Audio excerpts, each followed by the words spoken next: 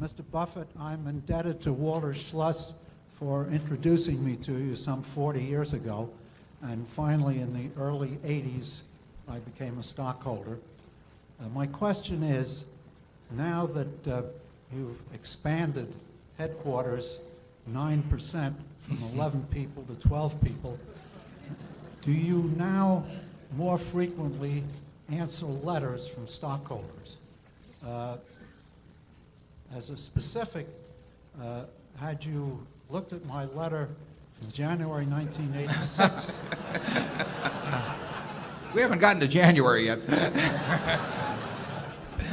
Relating to Cap Cities, ABC, and Talk Radio, the problem that occurred last month at Cap Cities might have been prevented.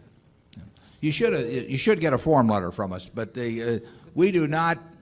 We do not get into the activities of our investee companies. I mean, if people are unhappy about Coca-Cola or Gillette, and they shouldn't be, but if they happen to be, they should talk to the companies themselves. I don't interject myself into the management or operations of the investee companies.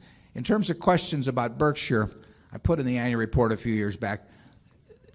Just running Berkshire takes up a fair amount of time in terms of keeping track of a lot of businesses, and doesn't need to take up as much time as it does with me, but I enjoy it. But I feel that the annual report, the annual meeting, are the time to take up everything on shareholders' minds, and so I don't answer one-on-one questions. I get all kinds of letters. They want career guidance. They want advice on their business. I mean, there's a million letters that come in, and it would really be